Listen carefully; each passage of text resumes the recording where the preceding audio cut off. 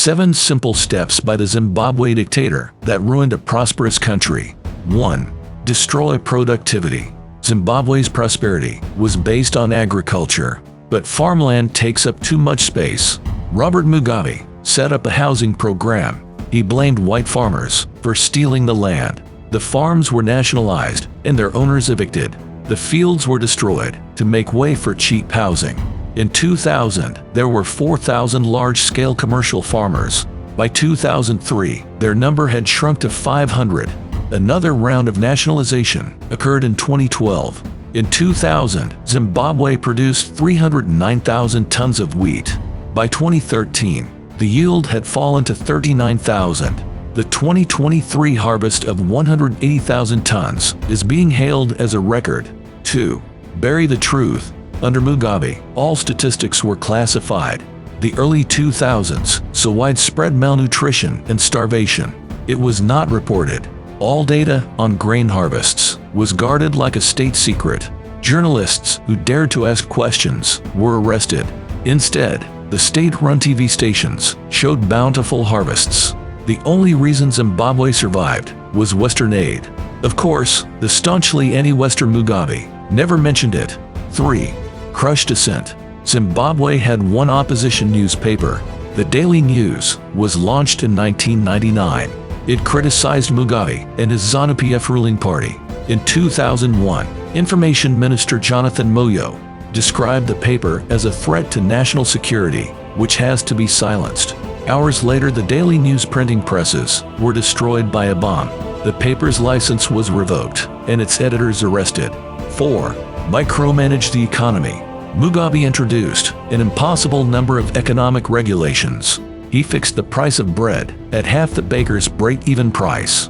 He levied astronomical fines on any baker who charged more. Bakers stopped making bread at all. Then somebody noticed that sesame bread wasn't price-controlled. It was considered a luxury item. So they started sprinkling a few sesame seeds on standard loaves. There were hundreds of similar edicts. As a result, Zimbabwe experienced the worst inflation in history. Cash became worthless and was denominated in trillions. Eventually, the national currency had to be abolished. 5. Brainwash young people. Most Zimbabweans were illiterate before Mugabe. He managed to achieve an 85% literacy rate, but this was done through the National Youth Service Training Program.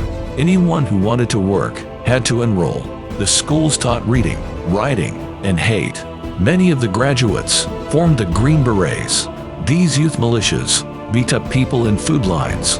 They harassed opposition supporters and seized farms. The Green Berets were free to destroy anything. 6. Scare off foreigners. Zimbabwe used to be popular with tourists. After all, it's where the famous Victoria Falls is. But the murder of white farmers scared them away. Cash and fuel became too scarce under Mugabe. In 2000, Mugabe's militias invaded white-owned urban businesses. They seized hotels, department stores, and even the offices of foreign corporations. Investments evaporated. 7. Invade a neighbor. In 1998, Mugabe sent 11,000 soldiers into the Congo. It was a third of his army. Officially, Mugabe was supporting the government against rebels. No one had asked him to.